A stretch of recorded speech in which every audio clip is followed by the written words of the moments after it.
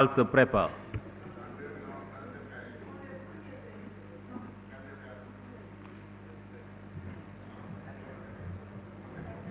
Merci beaucoup, Monsieur le Président. Monsieur le ministre, collaborateur des ministres, chers collègues, maa ngi leen di nuyu. Monsieur le ministre, li ñu war a wax ci ministère de la justice bëri na waaye tey ku gis ne assemblée bindoo xam ni tey ñun ñëpp ñoo am naqar tey ñun ñëpp ñoo am gàcce. foog naa dans l'histoire de l'Assemblée nationale musuñu gis député bu góor bu yëkkati loxoom dóor député bu jigéen beneen député bu góor ñëw wekk ko ci biir alors que mu nekk jigéen ju wérul. Salle bi ñu nekk c'est une salle mythique qui a une longue histoire politique mais loolu musuñ ko gis ci salle bi ba tax na tey dama jàpp ni dañoo xotti war ma république u Sénégal xotti war ma démocratie salfaañe lii nga xam ne mooy assemblée nationale salfaañe lii nga xam ne mooy dignité jigéen ba pare gàccal tout le peuple sénégalais c'est ça la vérité. dañ naan député c'est le représentant du peuple mais image yi ñu gis fii ne représente pas le peuple sénégalais. Le peuple sénégalais c'est un peuple pacifique, le peuple sénégalais c'est un peuple de paix, le peuple sénégalais c'est un peuple de dialogue. Mais li ñu gis fii c'est de la violence, de la barbarie. Foog naa bi ministre de l'intérieur ñëwee waxoon naa ko fi li ñu nekkee assemblée nationale du dëgg du yoon ba pare li ma gën a metti ñi nga xam ne dañoo censé joxe le bon exemple ñoo fi ñëw di def l'apologie de la violence mooy que c'est des hommes violents nit ni nga mel ngay doxee ni nga mel ngay waxee. On peut tout comprendre sauf lever la main sur une femme, c'est inadmissible. C'est une honte pour toute la République rawatina l'Assemblée nationale bii ñu nekk 13e législature on était 132 députés ici à l'Assemblée nationale largement majoritaire dans cette salle musuñu gis député Benno Bokk Yaakaar bu yëkkati loxoom dóor député jigéenu opposition musul am kon opposition bi buñ fi andee violence bi dañ leen di joxañ baaraam et c'est une insulte de dire que ni ñun les femmes on est des objets.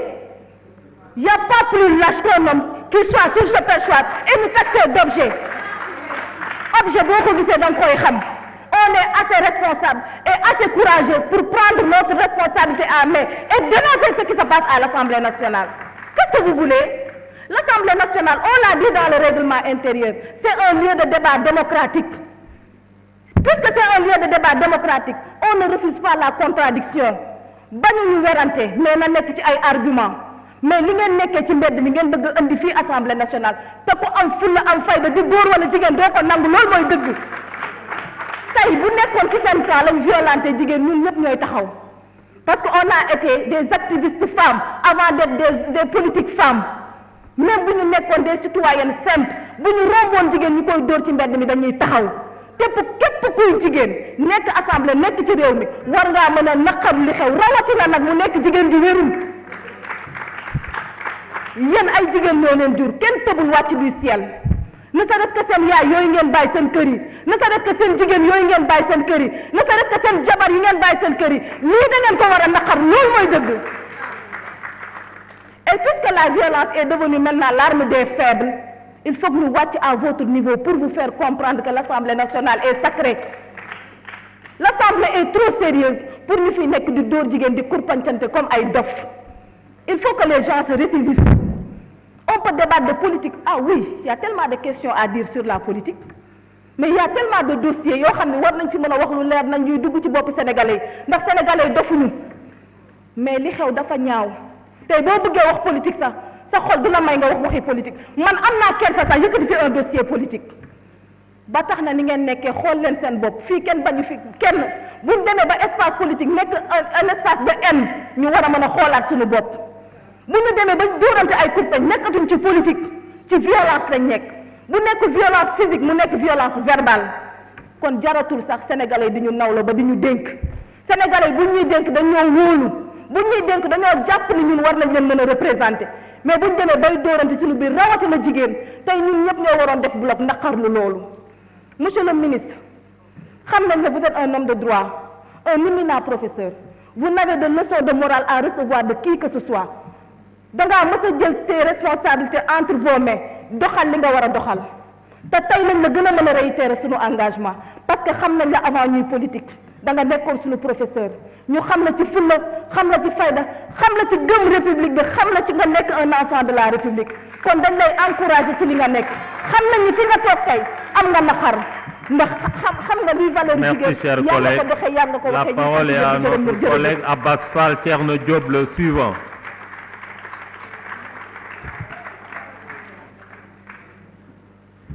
Merci beaucoup. Sénégalais yi, monsieur le ministre maa ngi lay nuyu, monsieur le ministre de la justice maa ngi nuyu aussi monsieur le ministre des finances et monsieur le ministre du travail. Je pense qu'on a assez parlé. Sénégalais yeewu nañu. C'est pas cette forme de gymnastique verbale qui va mettre en mal l'opposition, qui va mettre en mal l'opposition et le peuple sénégalais bi nga xam ni moo leen fi indi fii. Calmons-nous. ku génn ci biti gis réseaux sociaux yi xam ne rek cette opposition-là est à sa bonne place ici à l'Assemblée nationale. Moi j'ai fait un mémoire, mon mémoire je l'ai fait sur la violence. Je l'ai fait sur la violence verbale ba ci violence physique qui a créé même des exterminations dans certains pays. Donc personne ne va nous parler de violence. Mais un de nos collègues l'a dit, si on utilise des femmes comme des objets, mais ce sont des situations comme ça qui risquent de se produire à l'Assemblée nationale. Je conclus sur ça, je ferme cette fenêtre. Après nag dañu waxtaan ñun ñëpp en tant que député xool ensemble naka la ñuy nekkee fii ci biir Assemblée nationale en toute courtoisie et en toute cordialité. Monsieur le ministre, aujourd'hui vous avez remarqué que ñun dañoo indi foulard rouge pour contester contre la domestication de la justice à l'exécutif. C'est-à-dire que suñu réew lu ne mën nañ ko fay wax. Mais bu ñu demee ba citoyens yi boo leen waxee dem leen tribunal porter plainte ñu ne jaru ko rek ça veut dire que cette justice-là est à genoux. Monsieur le ministre, le président Ousmane Sonko, président de Pastef les Patriotes, membre de la coalition Yewwi Askan Wi, dafa déposer une plainte contre le pire, je dis bien le pire des procureurs que l'histoire judiciaire du Sénégal a connu, Serigne Bassirou Gueye. Vous déposez plainte contre lui pour falsification d'un rapport le concernant dans le dossier que vous aimez tant et qui est votre seul élément de langage, Sweet Beauté. mu ne Serigne Bassirou Gueye dafa jël les rapports changé ko def ci li mu ci bëggoon ajouté ci yeneen yoo xam ne ça n'a rien à voir avec ce qui s'est passé. te loolu c'est le rapport de la gendarmerie qu'il a lui-même brandi qui le dit. C'est vrai ou c'est pas vrai? Monsieur le ministre, la seule façon de prouver aux Sénégalais que ce que le président Ousmane Sonko dit n'est pas vrai, c'est d'instruire sa plainte qu'il a déposée au niveau de l'inspection générale de la justice et au niveau du président de la Cour suprême. Monsieur le ministre de la Justice, dañ lay ñaan la même célérité bi nga amoon contre le juge Téliko nga am cette même célérité contre le petit procureur Bassirou Gueye pour que enfin que cette vérité puisse jaillir pour le bien de tous les Sénégalais.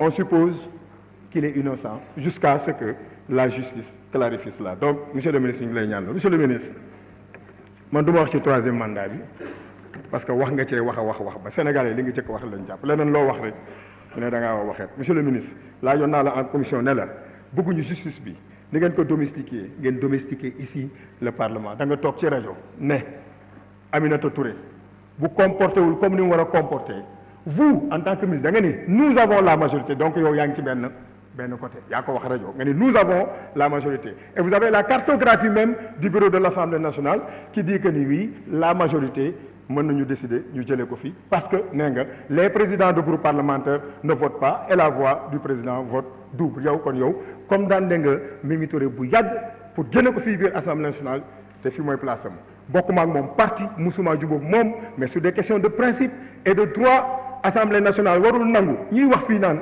dañuy toroxal jigéen mais Mimi Touré xanaa du jigéen sànq ba tey bi ñu koy yuuxoo di ko saaga xanaa du jigéen xanaa Mimi Touré du jigéen te sànq ba tey ñoom ñu ngi koy saaga fii donc génnal ci Assemblée nationale bi la nga def ci justice doo ko def fii duñ ko nangu monsieur le ministre ñi nga jàngal fii ñoom Fatou Ba ñii ñoom Soxna Ba fonkoon nañ la te xam naa ni fonk nañ la ba léegi mais nag li Ahmed Aïdara wax loolu laa lay fàttali bàyyil major bi sa xel nekk ci Ismaïla parce que Ismaïla bu ñu ko rendi woon nag ni doo toog fii merci beaucoup.